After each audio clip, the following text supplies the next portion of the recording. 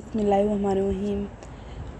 Guys, हमने पहले ही अपनी और दूसरी वीडियो चढ़ा दी है। आज तीसरी नंबर वाली वीडियो है, तो चलिए हम अपनी वीडियो शुरू करते हैं।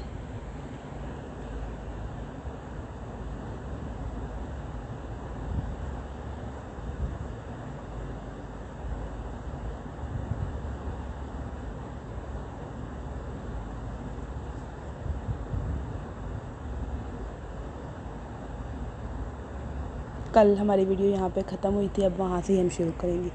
तुम केक खा रही हो, तुम्हें कब से मीठा पसंद हो गया? केक नहीं है, ब्राउनीज़ हैं, वो भी तुम्हारी फेवरेट बेकरी की।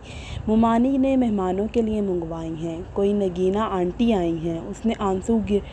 उसने आंसू साफ़ किए और ब्राउनी की एक और बाइट ली। जहन दूसरी तरफ लगाना चाहा। हमारे कौन से रिश्तेदार हैं नगीना आंटी?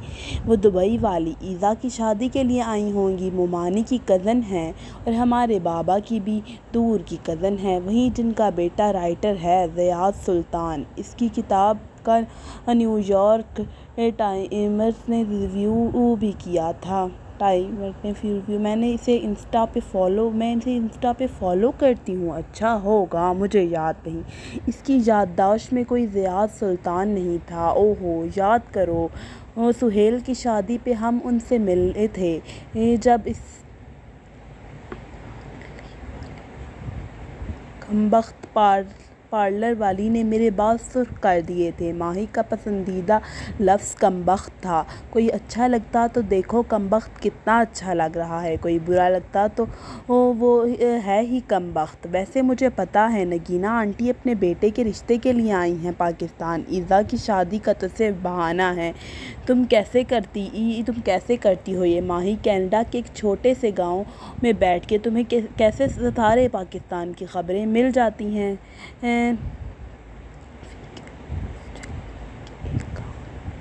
चैली वीक एक गांव नहीं है, तुम्हारे इस्लामाबाद से बड़ा है। जाओ, मैं तुमसे बात नहीं कर रही। इसने फ़ोन बंद कर दिया।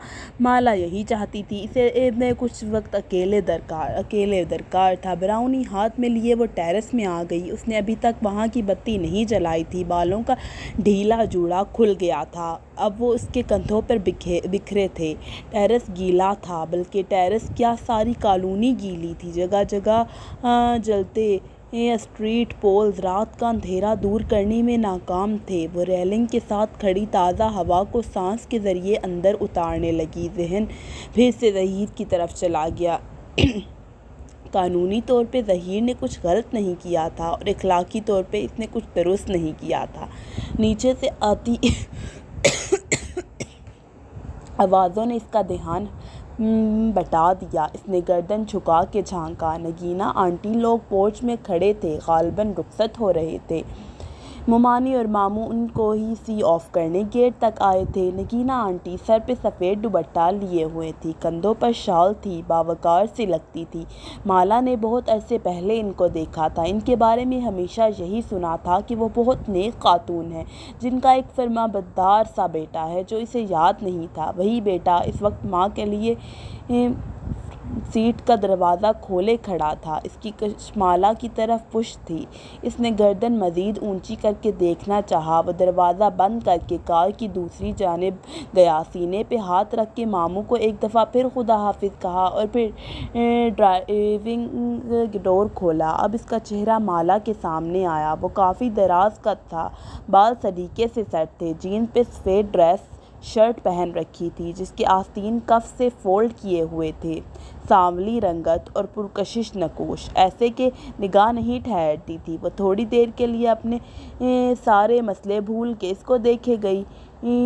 टॉल, डार्क एंड हैंडसम, इसके जहन में यही अल्फाज आए थे तो ये था ज़ियाद सुल्तान। इंटरेस्टिंग। दरवाज़ा खोलते हुए ज़ियाद की नज़र ऊपर उठी, जैसे इसे एहसास हो गया हो कि कोई इसे देख रहा है। वो जो एक हाथ रेलिंग पे जमाए दूसरे से ब्राउनी खा रही थी, गड़बड़ा के जल्दी से पीछे हुई। दिल ज़ोर से धड़का। उफ, कितना बुरा लगा होगा, मगर नहीं, टेरेस अंधेरे में डूबा हुआ था, ज़ियाद को नज़र नहीं आया होगा। हाँ ठीक है, इसने खुद को तसल्ली दी।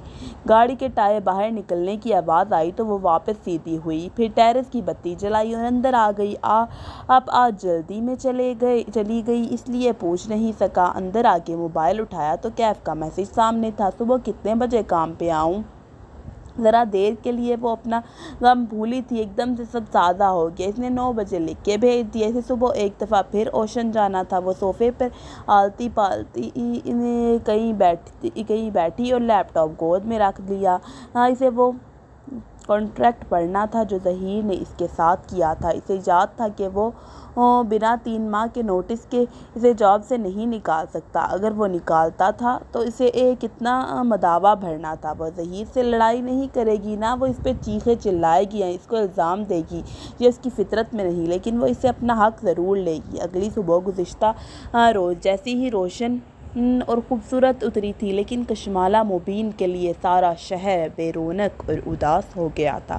وہ کاغذوں کا پلندہ لیے صبح ظہیر کے آفس میں گئی اور دروازہ بند کر دیا۔ اسٹاف آپریٹر آس پاس کے ستونوں اور دیواروں کے پیچھے کھڑے ہو کے سننے لگے۔ سارا ماحول سہما ہوا اور اداس تھا۔ کیف اس کے انتظار میں باہر کاؤنٹر کے ساتھ اونچے اسٹول پہ بیٹھا تھا، کاؤنٹر ٹاپ پہ رکھے کافی مگ میں چمچ ہلاتے ہوئے اطراف کا جائزہ لے رہا تھا۔ جب سیڑھیوں پہ آہٹ ہوئی، اس نے نظریں اٹھا کے دیکھا، وہ زینیں اتر رہی تھی۔ اس نے آج سیاہ لمبی قمیض کے ساتھ سفید دوپٹہ کندھے پر ڈالا ہوا تھا، بالوں کا جوڑا بندھا تھا، ایک لٹ دائیں گال کو چھو رہی تھی۔ آج اس نے ٹاپس نہیں پہنے تھے، پیروں میں سفید ہیلز تھی، پیشانی پہ ابھی تک بال تھا، چہرہ تمتمایا ہوا تھا۔ ہاتھ میں ایک باکس تھا جس میں اس کی چیزیں تھیں، سب سے اوپر کیکٹس کا ننھا سا گملہ تھا۔ وہ اٹھ کھڑا ہوا اور اس کے ہاتھ سے باکس لے لیا۔ تھینکس۔ اس نے ایک سرسری نظر کیف پہ ڈالی۔ اس کے نئے جوگرز آج بھی اجلے سفید تھے، البتہ حلیہ وہی تھا، بڑی شیو ماتھے پہ آئے نو عمر لڑکے جیسے بلدار بال، ٹی شرٹ پہ کالر والی شرٹ جن کے بٹن سامنے سے کھلے تھے، چہرے پہ مسکراہٹ اور ہاتھ پیچھے کو بندھے ہوئے۔ یس باس، مجھے مال تک جانا ہے، تم ڈرائیو کرو گے؟ کار ریموٹ اس کی طرف بڑھایا اور خود آگے بڑھ گئی۔ کیف باکس اٹھائے اس سے 2 قدم پیچھے تھا۔ یکدم کشمالہ کو احساس ہوا کہ وہ رک گیا ہے۔ اس نے پلٹ کے دیکھا، وہ ریسٹورانٹ کے ہال کی مرکزی دیوار کے سامنے رکا ہوا تھا، گردن اونچی اٹھائے وہ دیوار کو دیکھ رہا تھا۔ وہ دیوار بذات خود ایک پینٹنگ تھی۔ وہاں ایک منظر بنا تھا، ساحل کی ریت، پیچھے نظر آتا نیلا سمندر جس کی سطح پہ دھوپ چمک رہی تھی، ایک جھولا جو ریت پہ ستونوں سے نصب کیا گیا تھا، جھولے پہ ایک کتاب درمیان سے کھول کے الٹی رکھی تھی۔ منظر اتنی خوبصورتی سے پینٹ کیا گیا تھا کہ حقیقت کا گمان ہوتا تھا۔ دیوار کے آگے فرش پہ اصلی ریت اور سیپیاں بکھیری تھی۔ وہ صرف پینٹنگ نہیں تھی، 3D پینٹنگ تھی۔ کیف کی نظریں دیوار کے نچلے کونے تک گئی، وہاں مالا کے نام سے دستخط تھے، 7-5 برس قبل کی تاریخ درج تھی۔ اس نے گردن موڑ کے ستائشی نظروں سے مالا کو دیکھا جو اس کی منتظر کھڑی تھی۔ یہ آپ نے پینٹ کیا ہے؟ چلو۔ وہ بنا کسی تعثر کے بولی اور دروازے کی طرف اشارہ کیا۔ میری طبیعت خراب ہے اس لیے مجھے یقین ہے آپ کو مائنڈ نہیں کریں گے۔ وہ گہری سانس لے کر اس کے ساتھ ہو لیا۔ آپ آرٹسٹ بھی ہیں؟ مجھے اندازہ نہیں تھا، وہ اس کے پیچھے چلتے ہوئے کہہ رہا تھا۔ پرانی بات ہے، وہ جیسے اس بات کو کوئی اہمیت نہیں دے رہی تھی۔ کیف خاموش ہو گیا۔ رستے میں وہ خاموشی سے کھڑکی سے باہر دیکھتی رہی۔ ایک دوبارہ نگاہ اٹھا کے کیف کی طرف دیکھا تو احساس ہوا کہ اس نے بیٹھتے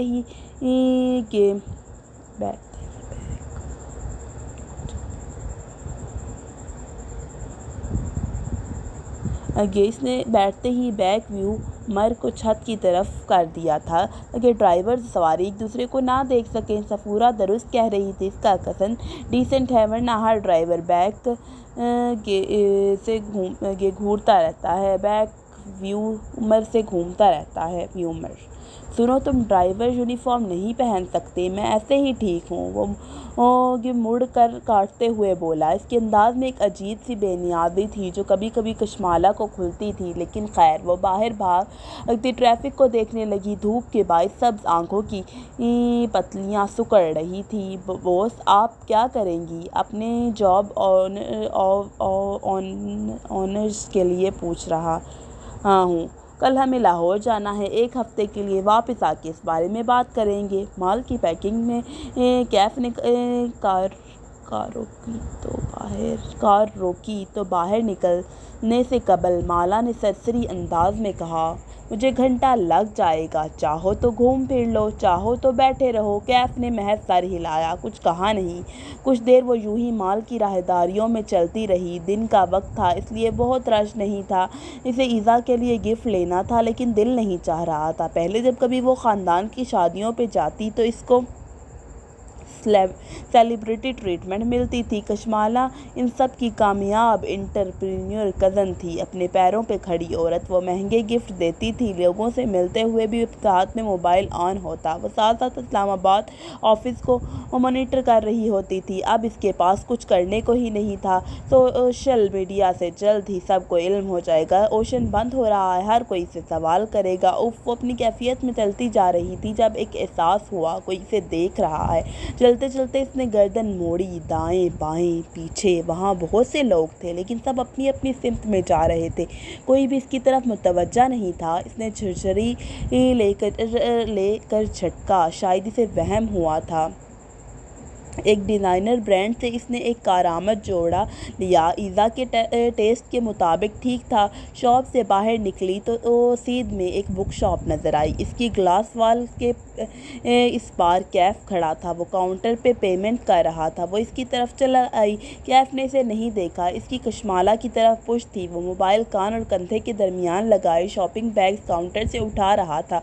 दबी आवाज़ में कुछ कह रहा था। आवाज़ इतनी हल्की थी कि कोई सुनाई ना दिया, ना वो सुनने की ख्वाहिशमंद थी। कैफ अपनी मौजूदगी का एहसास दिलाने के लिए पुकारा। वो एकदम झटके से मुड़ा, मोबाइल छूट गया, शॉपिंग बैग भी नीचे गिर गया। वो डर के एक कदम पीछे हटी। सॉरी, मैंने तुम्हें डरा दिया। नहीं नहीं, मैं किसी और ख्याल में था। कैफ की रंगत तब्दील हुई, जैसे वो लम्हे भर के लिए परेशान हुआ, मगर फ़ौरन से संभल गया। जल्दी से मोबाइल उठाने झुका जो कशमाला के कदमों के साथ गिरा था। इसने गर्दन झुका के देखा, इस पे कॉल मिली हुई थी।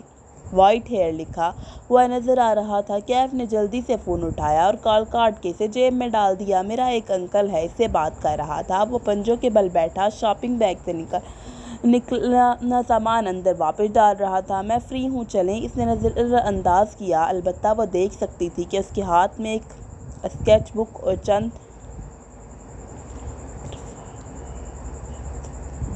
ग्रेफाइट पेंसिल्स थी जिन्हें वो जल्दी जल्दी समेट रहा था।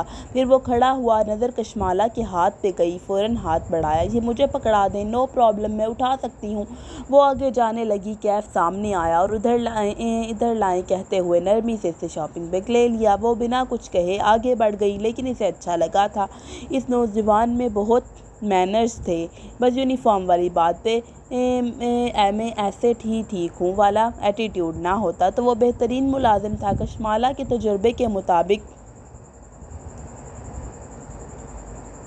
एटीट्यूड वाला मुलाजिम ज़्यादा देर तक मुलाजिम नहीं रह सकता। देखते हैं कि कितने अरसे टिकता है। कॉफ़ी लेंगी? लिफ्ट की तरफ जाते हुए कैफ ने पूछ लिया। वो इससे 2 कदम पीछे चल रहा था। हाँ, मेरे लिए एक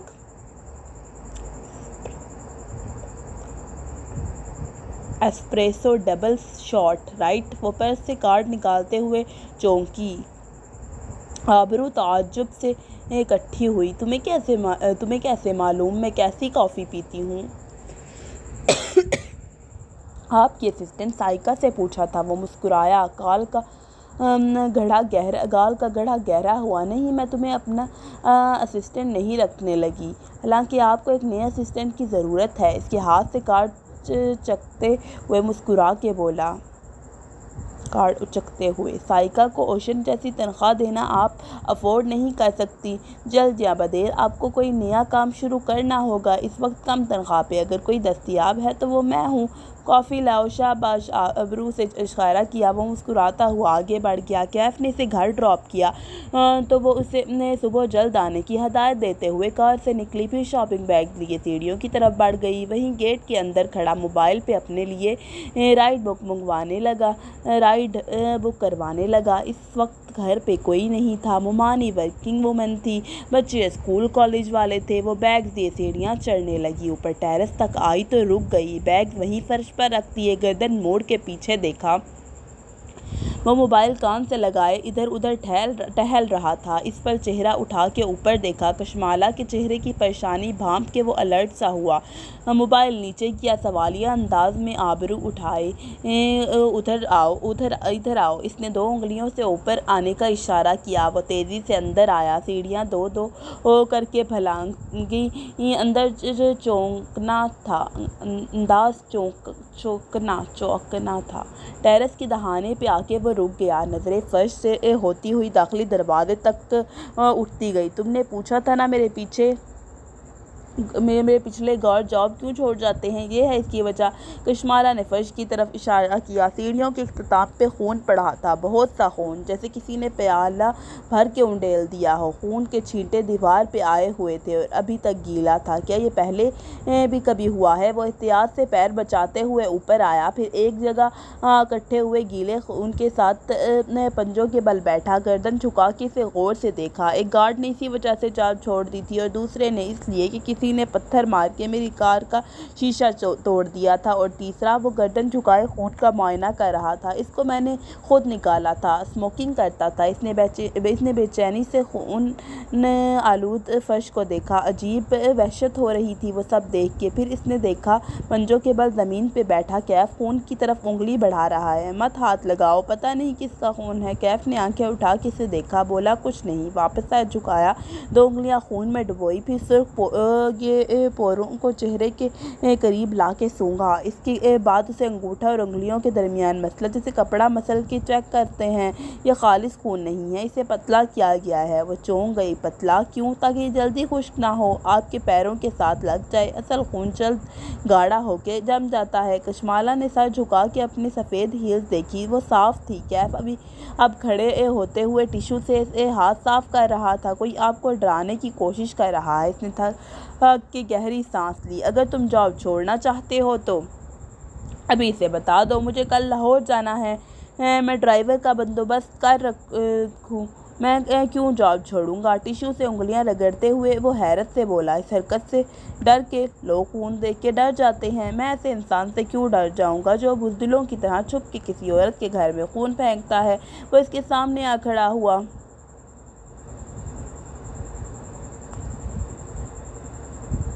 मरोड़ा हुआ खून आलूद टिश्यू इसके हाथ में था। मैंने आपसे वादा किया था आपकी हिफाजत का। आज मैं आपसे एक और वादा करता हूँ, मैं इस शख्स को ढूंढ के आपके पास ज़रूर लाऊंगा। वो संजीदगी से कह रहा था। कुछ था इसके अंदाज में यकीन दिलाने वाला, बेखौफ कर देने वाला। इसके तने असाब ढीले पड़ने लगे। इसने ममनूनियत से कैफ को देखा। बोली कुछ नहीं। वो अब सोचती नज़रों से इतराफ़ में देख रहा था। कोई सीसीटीवी नहीं है, बताया ना, ये लोग लगवाने नहीं देते। घर के बाहर लगवाया हुआ एक सीसीटीवी, इसमें कभी कोई नज़र नहीं आया। चौकीदार भी मौजूद हैं, वो किसी को यूँ दाखिल नहीं होने देता। ज़रूरी नहीं है कि कोई बाहर से आया हो। वो टेरेस की रेलिंग के साथ चलते हुए नीचे देख रहा था। घर के किसी मुलाजिम को पैसे देकर भी ये काम करवाया जा सकता है। नामुमकिन। मामू के मुलाजिम बहुत पुराने हैं, हम सब हर मौके पर इनकी मदद करते हैं। वो ऐसे क्यों करेंगे? आप उनको पैसों से खुश रखती हैं। वही पैसा कोई ज़्यादा दे तो वो इसका काम कर देंगे। पैसा हर वक्त हर एक की ज़रूरत होता है बॉस। आप इससे किसी को भी ख़रीद सकते हैं। वो मुंडेर से झुक के कुछ देख रहा था। तुम्हें भी? कैफ ठटक के रुका, फिर आहिस्ता से इसकी तरफ पलटा। वो सीने पे बाजू लपेटे संजीदगी से इसे देख रही थी। वो होता मूवीज़ में बॉडीगार्ड को सबसे पहले ख़रीदा जाता है। अगर मेरा स्टॉकर फर्श पे गिरे खून की तरफ इशारा किया, तुम्हें ख़रीदना चाहे तो क्या करोगे? लम्हे भर को टेरेस पे सन्नाटा छा गया। आप किससे पूछेंगे? वो बिक सकता है तो वो क्या कहेगा? मैं भी यही कहूँगा। वक्त के साथ आपको खुद अंदाज़ा हो जाएगा। वो हल्का सा मुस्कुरा दी। मैं मजाक कर रही थी, तुम जाओ, मेरी رائڈ آ گئی ہے۔ نیچے اوبر بائک پہنچ چکا تھا۔ کیف نے بائیکر کو اشارہ کیا، پھر واپس اس کی طرف پلٹا۔ آپ پریشان تو نہیں ہیں؟ یعنی اس خون سے؟ نہیں، اس نے نفی میں سر ہلانے کے کندھے اچکائے۔ اب مجھے عادت ہو گئی ہے۔ تم نے کہا نا وہ مجھے مارنا نہیں چاہتا، لیکن جب وہ چلا گیا تو مالا کو احساس ہوا کہ خون دیکھ کے اسے ایک دفعہ پھر سے وحشت شروع ہو گئی تھی۔ وہ جوتے بدل کے آئی اور فرش صاف کرنے میں جت گئی۔ پہلے خون صاف کیا، پھر پائپ لگا کے فرش دھویا۔ جب تھک ہار کے لاؤنج میں واپس آئی تو مغرب اتر رہی تھی۔ آج پھر سے کسی نے ٹائلز پہ خون پھینکا ہے۔ ماہی کو میسج لکھا، پھر مٹا دیا، پھر لکھا، پھر مٹا دیا، پھر تیسری دفعہ لکھ کے سینڈ دبا دیا۔ کینیڈا کے شہر چیلی وک میں مہابینا آباد کے گھر کا واحد بیڈ روم خاموشی میں ڈوبا تھا۔ ماہی کروٹ کے بل سو رہی تھی جب میسج ٹون اس کی آنکھ کھلی۔ وہ ایک دم اٹھ بیٹھی، بدوقت پلٹ کے دیکھا۔ آباد گہری نیند سو رہا تھا۔ ماہی نے چھوٹے بال کانوں کے پیچھے اور فون اٹھا کے کھولا۔ چہرہ موبائل کی نیلی روشنی سے روشن ہو گیا۔ میسج پڑھ کے اس کی آنکھوں میں فکر مندی اتر آئی۔ انگلیاں ٹائپ کرنے لگی۔ اٹس ہم لکھ کے بھیج دیا۔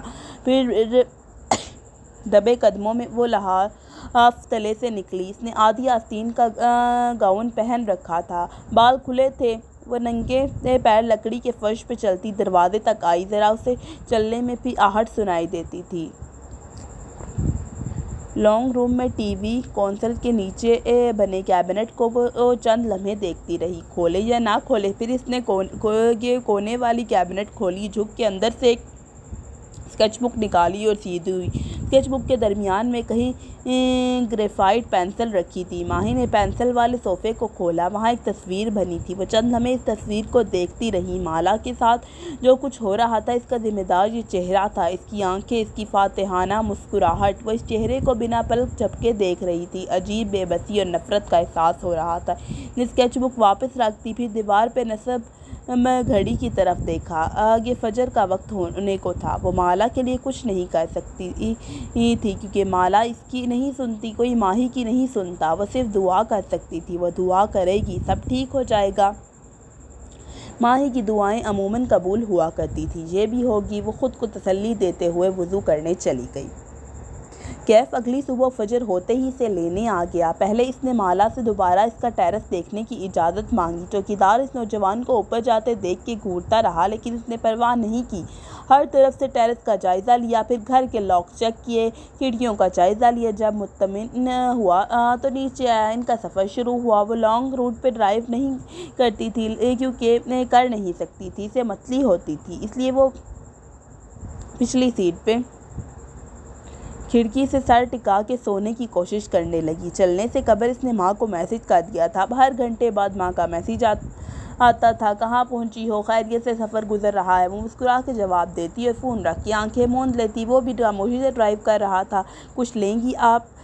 قیام مطعم اسٹیشن پہ کار اندر لے جاتے ہوئے کیف نے پوچھا۔ جواب نہیں آیا تو اس نے گردن موڑ کے دیکھا۔ وہ سر سیٹ کی پشت سے ٹکائے آنکھیں موندے ہوئے تھی۔ سر قدرے ترچھا پڑا تھا۔ ایک طرف سے کیچر سے نکلتے بالوں نے آدھے چہرے کو ڈھانپ رکھا تھا۔ ساتھ سیٹ پہ ٹوکری میں ننھے پودے رکھے تھے۔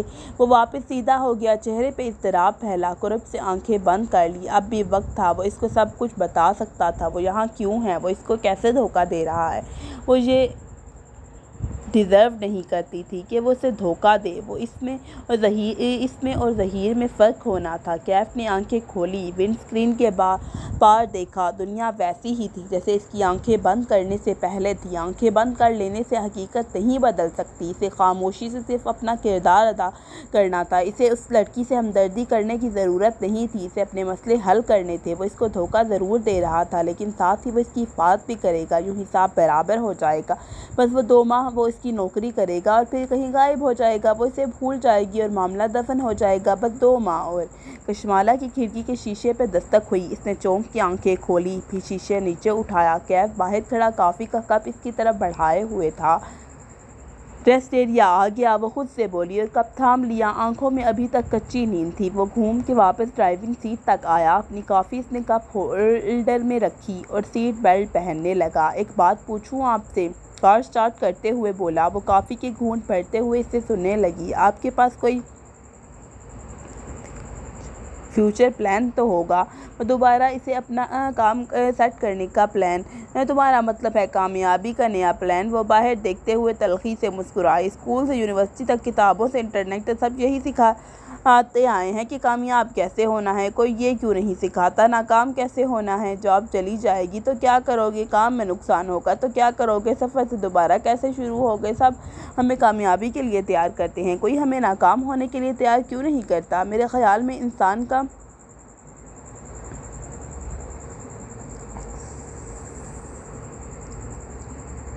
ایکسیڈنٹ ایک دم سے نہیں ہوتا، پہلے نیئر مسز ہوتے ہیں تاکہ ہم سنبھل جائیں۔ ریڈ فیلنگز نظر آتی ہیں۔ ظہیر کے بارے میں بھی آپ کو نظر آئے ہوں گے، وہ ڈرائیو کرتے ہوئے سنجیدگی سے کہہ رہا تھا۔ کشمالہ نے سوچتی نظروں سے اس کے کندھے کی پشت کو دیکھا۔ کیا تمہیں قرضوں میں گھرنے سے پہلے ریڈ فیلنگ نہیں نظر آئی تھی؟ طنز نہیں کر رہی، اس لیے پوچھ رہی ہوں کیونکہ تم بہت سمارٹ لگتے ہو۔ پھر اتنا نقصان کیسے کر لیا اپنا؟ کیف نے گہری سانس لی۔ ایک اچھا بزنس مین بننے کے لیے سمارٹ ہونا کافی نہیں ہوتا، پھر کیا چاہیے ہوتا ہے؟ ایک آئیڈیا، ایک یونیک آئیڈیا، اس آئیڈیا سے محبت کرنا، پھر اس کے گرد بہت محنت سے اپنا کام کو تعمیر کرنا۔ اس کی آواز میں جوش سا بھر گیا تھا۔ پھر اس آئیڈیا کو کامیاب کرنے کے لیے ایک اچھی ٹیم بنانا اور بیچنے سے پہلے اپنے ٹارگٹ آڈینس کا علم ہونا، اپنے کام کی کوالٹی اور ویلیوز پہ کبھی سمجھوتا نہ کرنا۔ وہ اسٹیئرنگ وہیل پہ ہاتھ جمائے بولے جا رہا تھا، وہ انگلیوں میں گن رہی تھی۔ مگر یہ سب کافی نہیں ہوتا بوس، بزنس میں ترقی یہاں سے آتی ہے۔ ایک ہاتھ اسٹیئرنگ سے ہٹا کے اپنی پیشانی پہ دستک دی۔ آپ کی پیشانی کے بخت سے؟ کشمالہ نے تعجب سے آبرو اٹھائی۔ یعنی قسمت؟ یعنی قسمت؟ اس نے تائید میں سر ہلایا۔ تم کہہ رہے ہو کہ انسان کی قسمت اس کی محنت سے زیادہ ضروری ہے؟ محنت اور بزنس کی سمجھ بوجھ یہ لازم ہے، لیکن اس کے باوجود بھی ہم فیل ہو جاتے ہیں کیونکہ اس چیز میں ہمارا بخت نہیں ہوتا، لیکن وہ کسی دوسری چیز میں ضرور ہوتا ہے۔ آپ کا اگر بخت ریسٹوران میں نہیں ہے تو شاید وہ کسی اور کام میں ہو۔ آپ بتائیں، کیا میں اسسٹنٹ پوزیشن کے لیے ہائر کر لیا گیا ہوں؟ جانتے ہو میں اور میرے پرانے ڈرائیورز میں فرق کیا تھا؟ وہ میری طرح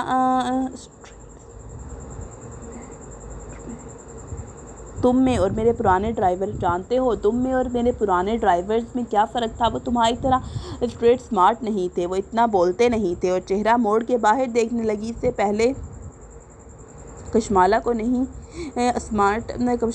سے پہلے اسسٹنٹ کشمالہ کو نہیں ملنے والا تھا، لیکن ابھی وہ اس بات کا اعتراف نہیں کرنا چاہتی تھی۔ کشمالہ معید مابینا حورِ جہاں کا گھر مبین منزل کہلاتا تھا، شہر کے ایک پوش علاقے میں بنا ایک کنال کا 2 منزلہ گھر جس کے لون میں بوگن ویلیا کے درخت ہر دیوار کے ساتھ اگے تھے۔ گھر کا کوئی کونا گملوں اور بیلوں سے خالی نہ تھا۔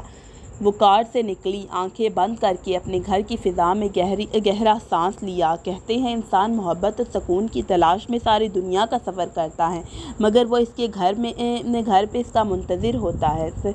سلیم گیٹ بند کر کے اس طرف آیا تو اس نے کیف کی طرف اشارہ کیا جو کار ٹرک اس کا سامان نکال رہا تھا۔ یہ میرا ڈرائیور ہے کیف، اس کو اس کا کمرہ دکھا دو، کھانا کھلا دو۔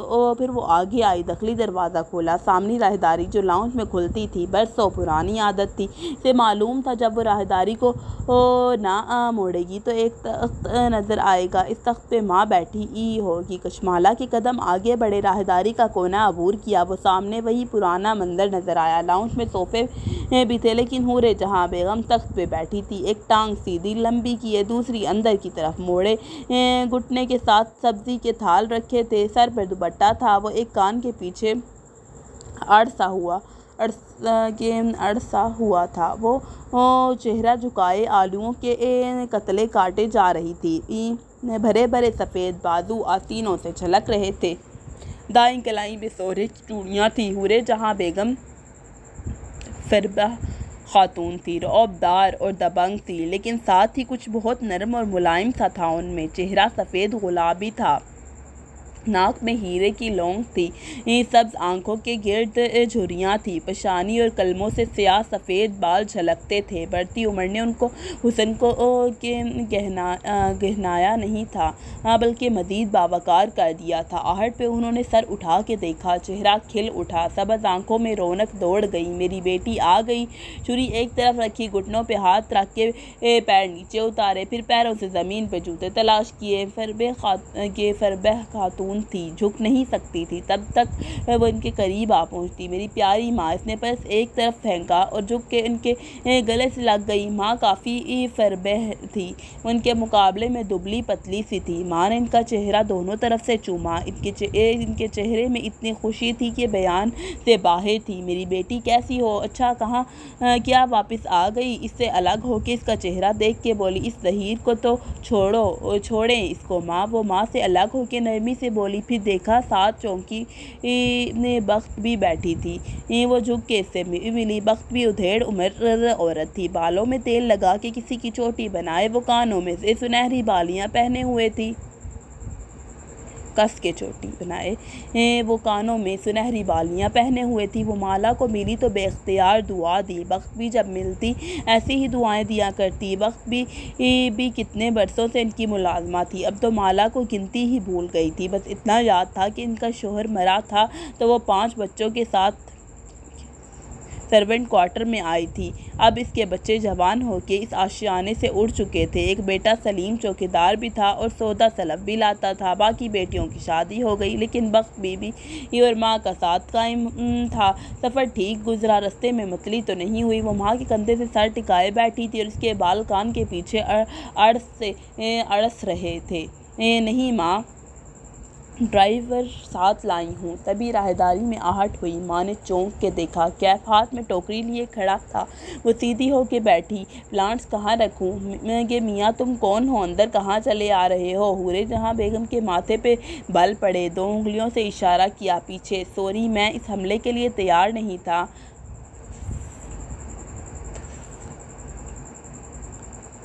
کہ اس نے اپنا قدم پیچھے ہوا۔ میں کیف جمال ہوں، کشمالہ بی بی کا ڈرائیور۔ تمہاری بی بی نے تمہیں بتایا نہیں کہ ڈرائیور گھروں کے اندر نہیں آتے؟ اور پیچھے 2 انگلیاں جھٹک کے کہا۔ سوری، وہ نہ سمجھی کے انداز میں مزید پیچھے ہوا۔ کشمالہ نے مسکرا کے آنکھوں سے اشارہ کیا۔ کیف نے ٹوکری وہیں رکھی اور تیزی سے باہر نکل گیا۔ یہ کیا تم رنگ برنگے ڈرائیور رکھتی ہو؟ ماں نے خفگی سے اسے دیکھا، وہ بے اختیار ہنسی۔ باجی، یہ ڈرائیور تو نہیں لگتا۔ بخت بھی لاؤنج کی دیوار کی کھڑکی کو دیکھ رہی تھی۔ وہاں کیف سلیم کے ساتھ جاتا دکھائی دے رہا تھا۔ یہ میرا اسسٹنٹ بھی ہے ماں، بتایا تھا نا، میں نیا بزنس سیٹ کرنے لگی ہوں۔ ماں کی سبز آنکھوں میں افسوس سا ابھرا، تعصب سے سر ہلایا۔ کیا کرو گی اتنا پیسہ کما کے؟ مالا اور یہی پہ ماں اس کا اختلاف شروع ہوتا تھا۔ ماں، یہ 21ویں صدی ہے، عورت صرف پیسے کے لیے کام نہیں کرتی، اسے اپنا بھی کچھ چاہیے ہوتا ہے تاکہ اس کی سینٹری برقرار رہے، وہ خود کو گھر کے چولہے میں ضائع نہ کرے۔ حور جہاں بیگم کی طرح ماں کے کان کے پاس شرارت سے جھکی، ان کی آنکھوں میں خفگی اتری۔ بڑے بدتمیز، تمہیں لگتا ہے میں نے خود کو ضائع کیا تھا؟ جھٹک کے چھری اٹھا لی اور آلو کے کھٹ کھٹ ٹکڑے کرنے لگی۔ اب پروٹوکول ختم تھا، مالا اب پرانی ہو چکی تھی۔ ماں اس سے زیادہ بچوں کو پروٹوکول دینے کی عادی نہیں تھی، ضائع نہیں کیے تو کچھ پروڈکٹیو بھی نہیں کیا۔ ماسٹرز ہولڈر تھی مگر بچوں میں لگی رہی۔ آپ کا سارا دن اسی فکر میں گزرتا کہ آپ کے بچوں نے کھانا کھایا یا نہیں۔ اب وہ بچے اپنی اپنی زندگیوں میں چلے گئے ہیں۔ اگر کوئی کیریئر یا مشغلہ اپنایا ہوتا تو آج فراغت میں آپ کے پاس کچھ کرنے کو ہوتا۔ آپ اب بھی سبزی کاٹ رہی ہیں جو بخت بھی کاٹ سکتی ہیں۔ یہی فرق ہے آپ کی اور ہماری جنریشن میں۔ آپ چولہے سے نہیں نکلتی اور ہم دنیا فتح کرنا چاہتے ہیں۔ بختو، اپنی مالا بی بی کو بتاؤ کہ ہر انسان دنیا میں اپنا کردار ادا کرنے آتا ہے۔ کسی کا کردار دنیا فتح کرنا ہوتا ہے اور کسی کا اس فاتح کی تربیت کرنا۔ مگر مالا مسکرا کے شانے اچکا کے اٹھ گئی۔ اگر آپ نے 30 سال پہلے کوئی بزنس شروع کیا ہوتا تو آج آپ بھی ایک بزنس وومن ہوتی کہ کبیرہ تائی کی طرح۔ ماں نے اپنی چپل کی تلاش میں پیر زمین پہ مارا، وہ ہنستی ہوئی بیگ اٹھا کے اپنے کمرے کی طرف چلی گئی۔ ماں خفگی سے بڑبڑاتے ہوئے سبزی کی طرف متوجہ ہو گئی۔ کبیرہ تائی ہماری کہانی کا ایک اہم کردار ہے۔ وہ ابا کے فرسٹ کزن کی بیوی تھی۔ ایک خوبصورت، دولت مند اور بااثر خاتون۔ اس کے علاوہ جن خصلتوں میں سے وہ پہچانی جاتی تھی ان میں تکبر، بد زبانی اور منافقت سر فہرست تھی۔ بڑی محفلوں میں دوسروں کا تمسخر اڑانا تو لازم تھا، کسی کی بدصورتی تو کسی کی غربت کا مذاق۔ خود حسین تھی، رئیس تھی، رشتہ دار ان کے گرد منڈلاتے تھے، بیٹے والے ان کی بیٹی کی وجہ سے اور بیٹی والے ان کے بیٹے میں دلچسپی رکھتے تھے، جو ماں کی طرح مغرور مشہور تھا، اتنا مغرور کہ وہ کبھی پاکستان نہیں آیا تھا، نہ اپنے رشتہ داروں سے ملا تھا۔ ان کا بیٹا جب 3-4 برس کا تھا تب وہ لوگ انگلینڈ شفٹ ہو گئے تھے۔ کئی برس بعد ان کی فیملی خود تو پاکستان سیٹل ہو گئی، لیکن ان کا بیٹا لوٹ کے نہیں آیا، نہ اسے کبھی کسی نے دیکھا، نہ کوئی سے ملا۔ بس کبیرہ تائی تھی جو ہر محفل میں بیٹھ کے اپنے بیٹے کی کامیابی اور وجاہت کے قصے سنایا کرتی تھی۔ اپنے بیٹے پہ ان کے وہ بہت مان تھا، ماہی کا کہنا تھا ان کا بیٹا بھی انہی کی طرح ہوگا۔ Psycho case. کبیرہ تائی کو کوئی نفسیانی عارضہ بھی تھا، وہ لوگوں کو اپنے گرد جمع کر کے تسکین محسوس کرتی تھی۔ کسی بھی رشتہ دار کے گھر خوشی غمی ہوتی تو فوراً پہنچ جاتی، مہنگے گفٹس، بھاری سلامیاں، پھر اس رشتہ دار کے گھر بیٹھ کے باقی خاندان کا مذاق اڑاتے۔ سارے خاندان میں اگر کبیرہ کی کسی سے نہیں بنتی تو وہ حورِ جہاں بیگم تھی۔ ماں جب بیا کے اس خاندان میں آئی تو کبیرہ نے ان کو بھی اپنی دولت سے دبانے کی کوشش کی، لیکن حورِ جہاں ان عورتوں میں سے نہیں تھی جن کی اپنی کوئی آواز نہیں ہوتی، جہاں وہ کسی کی دولت سے متاثر ہو کے اپنی آواز کھو دیتی ہیں۔ حورِ جہاں اپنے آپ میں کافی تھی، حسین بھی تھی، پڑھی لکھی بھی، ان کو کسی قسم کا احساس کمتری نہ تھا۔ پہلی دفعہ جب بھری محفل میں انہوں نے کبیرہ کو کسی کا تمسخر اڑاتے، خاندان والوں کو مذاق کو مسکراتے سنتے دیکھا تو ٹوک دیا، دیکھو کبیرہ، سب کی صورت شکلیں اللہ نے بنائی ہیں، جو خوبصورت ہے ان کی خوبصورتی ہی ان کا امتحان ہوتا ہے، ایسے غرور نہ کیا کرو، اللہ کو یہ نہیں پسند۔ ایسا کئی موقعوں پہ ہوا، جہاں تک کہ ایک محفل میں جب کبیرہ اپنی نند کا ذکر کرتے ہوئے کچھ کہنے لگی تو حورِ جہاں یہ کہتے ہوئے اٹھ گئی کہ میں ایسی محفل میں نہیں بیٹھوں گی جہاں کسی کا مذاق اڑایا جائے، میں نے اللہ کو جواب دینا ہے۔ محفل میں دوسرے لوگ بھی دبی دبی آواز میں بولنے لگے، آہستہ آہستہ سب تتر بتر گئے۔ وہ کبیرہ جس کے آگے سارا خاندان بچ جاتا تھا، اس کو 4 سدہ کے عام سے گھرانے کی ہاؤس وائف ٹوک کے اٹھ گئی تھی۔ کبیرہ بیگم کو ایسی توہین کسی نے نہ کی تھی، معید کا کہنا تھا۔ یہ اتنی بڑی بات نہیں تھی، لیکن کبیرہ تھوڑی سائیکو بھی تھی۔ ایسے لوگوں کو ہمیشہ ایک ولن کی تلاش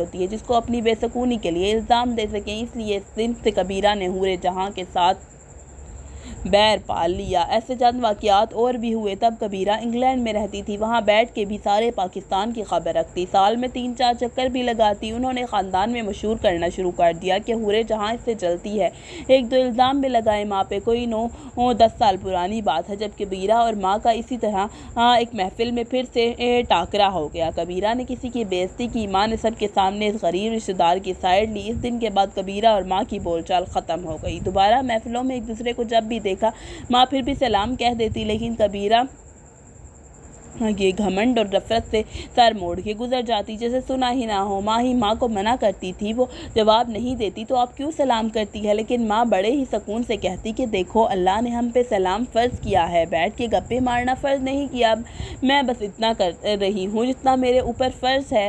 اب اتنے برس ہو گئے تھے، کبیرہ پاکستان واپس آ گئی، لیکن دونوں کے تعلقات بحال نہیں ہوئے تھے۔ کبیرہ کا نام ان کے لیے ایک مذاق تھا، مالا ماں کو تنگ کرنے کے لیے ان کا نام لیتی۔ ماہی کو جب کسی انسان کو شدید برا کہنا ہوتا وہ کبیرہ سے ملا دیتی، اور رہا معید تو جب اس کی ماہی سے لڑائی ہوتی وہ کہتا پہلے زمانے میں میل ہوتی تھی، اب ای میل ہوتی ہے، ایسے ہی پہلے زمانے میں کبیرہ تھے، اب ای کبیرہ ہوتی ہے، اور وہ تم ہو ماہی۔ وہ فریش ہو کے کمرے سے نکلی تو معید کچن پہ کھڑا تھا، ہاتھ میں سیب پکڑے کھا رہا تھا۔ اسے دیکھ کے ہنس دیا، پھر کیسا مذاق کیا ظہیر نے آپ کے ساتھ؟ وہ قریب آیا اور بند مٹھی اس کی طرف بڑھائی۔ مالا نے ہنس کے اپنی بند مٹھی اس کی مٹھی سے ٹکرائی۔ بدتمیز، پھر سر سے پیر تک معید کو دیکھا۔ اپنی سناؤ، ماں کو ٹائم دیتے ہو یا فون پہ اپنی دوسری ماؤں کے ساتھ لگے رہتے ہو؟ جھمک گیا، میری ماں اس وقت صرف جنرل سرجری ہے، اوکے؟ معید نگلتے ہوئے قد کا نوجوان تھا، کلین شیو، ماتھے پہ کٹے ہوئے بال، ماہی جیسی بھوری آنکھیں، چہرے پہ ہر وقت سجی مسکراہٹ اور کانوں میں ہینڈ فری۔ وہ جنرل سرجری میں ٹریننگ کر رہا تھا۔ گھر اس کے لیے ہوٹل کی طرح تھا جہاں وہ صرف سونے آتا تھا۔ یہ باہر تمہارا ڈرائیور ہے؟ معید نے سیب کی بائٹ لیتے ہوئے سرسری سا پوچھا۔ اف، یہ سوال کیا تھا؟ اگر کیف جمال یونیفارم پہن لیتا یا اتنا خوش شکل نہ ہوتا۔ ایک تو سب کو میرے ڈرائیور سے کیا مسئلہ ہے؟ وہ چڑی نہیں تھی، نہ ہی سے غصہ آیا، بس اس تکرار سے تھک گئی تھی۔ مسئلہ نہیں ہے بابا، میں تو کہتا ہوں مجھے بھی اپنا ڈرائیور رکھ لو، بڑا اسکوپ ہے اس کام کا۔ وہ سیب کھاتے ہوئے آگے بڑھ گیا۔ اس کے پاس گھر والوں کے لیے بس اتنا وقت ہوتا۔ وہ واپس کمرے میں آ گئی کیونکہ لاؤنج میں بیٹھی ماں اور بخت بی کی سرگوشیاں صاف سنائی دے رہی تھی۔ باجی مالا بی بی کی شادی کر دیں، پہلے ان کے سر پہ ریستوران سوار تھا، شکر ہے وہ قصہ ختم ہوا۔ اسے ہنسی آ گئی۔ بخت بی اس کی ٹریجڈی میں بھی امید کی کرن نظر آئی تھی۔ تمہاری مالا بی بی ہی نہیں مانتی، ورنہ خاندان میں کس نے رشتہ نہیں مانگا؟ حسن بھی آزمائش ہے بخت بی بی۔ مالا مسکراتے ہوئے کمرے میں آ گئی۔ اسے اس ذکر کی اتنی عادت تھی، اب فرق نہیں پڑتا تھا۔ یہ نہیں تھا کہ اسے کسی حسین ترین مرد سے شادی کرنی تھی، نہیں، اب وہ ذہین ہو اور اس کے کام کو سپورٹ کر کے کم سے کم ویسا ہو جیسے وہ خود ہے، اور یہ ساری خوبیاں اس کے رشتہ داروں کے بیٹوں میں ایک ساتھ نہیں تھی۔ چلیں گائس، آج کے لیے اتنا کافی ہے۔